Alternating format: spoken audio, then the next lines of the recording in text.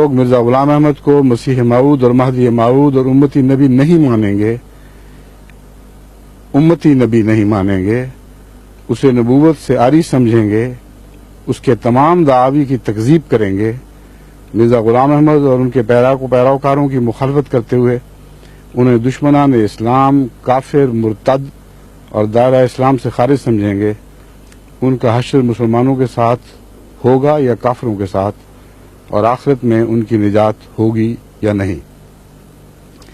اس سوال کے مختلف پہلو ہیں۔ جہاں تک آخرت میں نجات کا تعلق ہے، اس مضمون سے متعلق میں قرآن کے حوالے سے پھر دوبارہ کچھ عرصے بعد میں دوبارہ بات کروں گا۔ جہاں تک حضرت مرزا غلام احمد صاحب قادیانی کے دعوی کا تعلق ہے، وہ دعوی یہ ہے کہ میں وہی مسیح موعود ہوں جن کی خوشخبری حضرت اقدس محمد مصطفیٰ صلی اللہ علیہ وآلہ وسلم نے دی تھی، اور میں وہی مہدی موعود ہوں جن کو آخری دور میں حضرت اقدس محمد مصطفیٰ صلی اللہ علیہ وآلہ وسلم کی پیشگوئی کے مطابق حکم عدل کے طور پر بھجوایا جانا تھا۔ بس سیدھا سادہ جواب یہ ہے کہ اگر یہ اپنے دعوی میں سچے ہیں تو جو مخالفت کرنے والے ہیں وہ اپنا حشر خراب کر لیں گے، اور اگر یہ اپنے دعوی میں جھوٹے ہیں تو جو چاہو کرتے پھرو، کیا فرق پڑتا ہے اس سے۔ لیکن اگر یہ وہی ہیں جن کی امت محمدیہ میں آنے کی حضرت اقدس محمد مصطفیٰ صلی اللہ علیہ وآلہ وسلم نے خبر دی تھی، تو پھر جن الفاظ میں تم تکذیب کرتے ہو اور مخالفت کرتے ہو، تم اپنی آخرت کو خراب کرنے والے ہو۔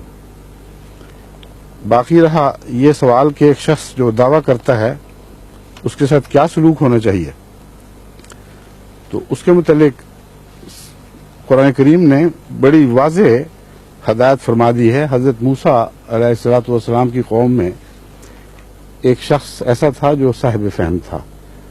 اس نے جب دیکھا کہ حضرت موسیٰ کے خلاف سازشیں ہو رہی ہیں اور ان کو قوم قتل کرنے کے درپے ہے، تو اس نے اپنی قوم کو سمجھانے کے لیے ایک بات کہی، اور قرآن کریم میں خدا تعالیٰ نے اس کو ہمیشہ کے لیے محفوظ فرما لیا، اس وجہ سے کہ اللہ کو یہ بات بہت پیاری لگی اور آئندہ زمانوں پہ صادق آنے والی بات تھی۔ ایک جاری و ساری مضمون ہے کہ ایک شخص کہہ دیتا ہے کہ میں خدا کی طرف سے ہوں، مجھے اللہ نے نبی بنا کے بھیجا ہے، اور کسی حیثیت سے کہا ہو، وہ جانتا ہے یا خدا جانتا ہے، بندے کو کیا پتا کہ کیا واقعہ گزرا ہے۔ اس لیے اس موقع پر تقویٰ کا کیا تقاضا ہے، کیا کرنا چاہیے۔ وہ شخص اپنی قوم کو سمجھاتے ہوئے کہنے لگا، وَإِن يَكُ كَاذِبًا فَعَلَيْهِ كَذِبُهُ۔ عقل کیوں نہیں کرتے؟ اگر اس نے جھوٹ بولا ہے تو تم پر تو نہیں بولا، تم کہاں سے داروغہ بن گئے ہو؟ جس پر بولا ہے وہ جانے، اور وہ جانے اس کا جھوٹ تم پر وبال نہیں بنے گا بلکہ اس کی ذات پر وبال بنے گا۔ کیسی عمدہ دلیل ہے، کیسا عمدہ پاکیزہ کلام ہے جسے خدا نے پسند فرمایا اور ہمیشہ کے لیے آئندہ آنے والوں کے لیے ایک نصیحت کے طور پر محفوظ فرما دیا۔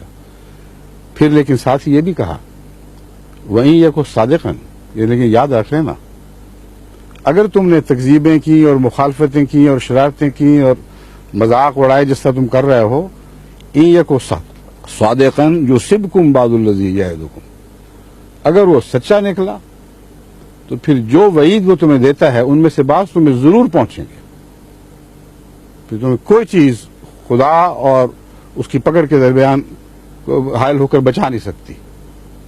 تو یہ دو ٹوک جواب ہے، غور و فکر کر لیں، یا تو مسیح موعود سچے ہیں یا جھوٹے ہیں، تیسری کوئی بات نہیں۔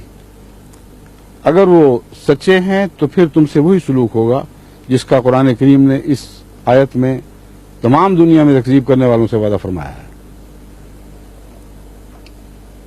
باقی رہا یہ مضمون کہ ایمان پر بنیاد ہے، جو شخص نبیوں پر ایمان لے آئے اگر وہ انکار کرتا ہے کسی نبی کا تو اس کو تو پکڑا جائے گا، گویا باقی سب نجات یافتہ ہیں۔ یا یہ بات کہنا کہ آن حضرت صلی اللہ علیہ وسلم کی امت میں داخل ہونا ہی کافی ہے، اس کے سوا سارے جہنمی ہیں، تو یہ بات قرآن کریم سے تو سچی ثابت نہیں ہوتی۔ قرآن کریم ایک طرف تو یہ فرماتا ہے کہ ان الدین عند اللہ الاسلام، بلا شبہ اب دین اسلام ہی ہے.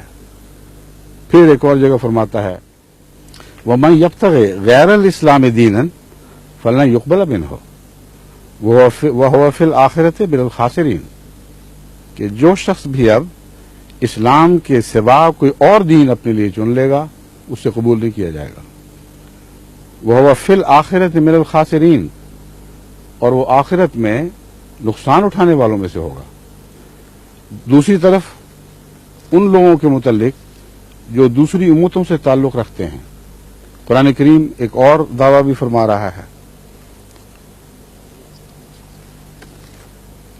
فرماتا ہے ان الذین آمنوا والذین ہادوا والنصارى والصابئین من آمن باللہ والیوم الآخر وعمل صالحا فلہم اجرہم عند ربہم ولا خوف علیہم ولا هم یحزنون. البقرہ آیت 63. کہ یقیناً وہ لوگ جو ایمان لائے، یعنی حضرت اقدس محمد مصطفیٰ صلی اللہ علیہ وآلہ وسلم پر ایمان لے آئے ہیں. اور کون؟ والذین ہادو، اور وہ لوگ بھی جو یہودی ہوئے، والنصارا، اور عیسائی، والصابئین، اور دیگر الہی کتب سے وابستہ لوگ. من آمن باللہ والیوم الآخر، ان میں سے جو کوئی بھی اللہ پر ایمان لے آئے اور آخرت پر ایمان لے آئے، وعمل صالحا، اور نیک اعمال بجا لائے، فلہم اجرہم عند ربہم، ان کا اجر ان کے رب کے پاس ہے. ولا خوف علیہم ولا هم یحزنون، ان پر کوئی خوف نہیں اور وہ کوئی غم نہیں کریں گے. پھر سورہ مائدہ میں 70 آیت میں مزید فرمایا ان الذین آمنوا والذین ہادوا والصابئون والنصارى من آمن باللہ والیوم الآخر وعمل صالحا فلا خوف علیہم ولا هم یحزنون. یقیناً وہ لوگ جو ایمان لائے، والذین ہادوا، اور وہ جو یہودی ہوئے، والصابئون، اور جو دیگر الہی کتب پر ایمان لانے والے ہیں، والنصارى، اور عیسائی، جو بھی اللہ پر ایمان لے آئے، والیوم الآخر، اور آخرت کے دن پر، وعمل صالحا، اور نیک اعمال بجا لائے، فلا خوف علیہم ولا هم یحزنون، ان کے لیے ان پر کوئی خوف نہیں ہے، وہ کوئی غم نہیں کریں گے. ان آیات سے اور ایک اور آیت میں پھر اسی مضمون کو اللہ تعالیٰ مزید تقریباً انہی الفاظ میں بیان فرماتا ہے.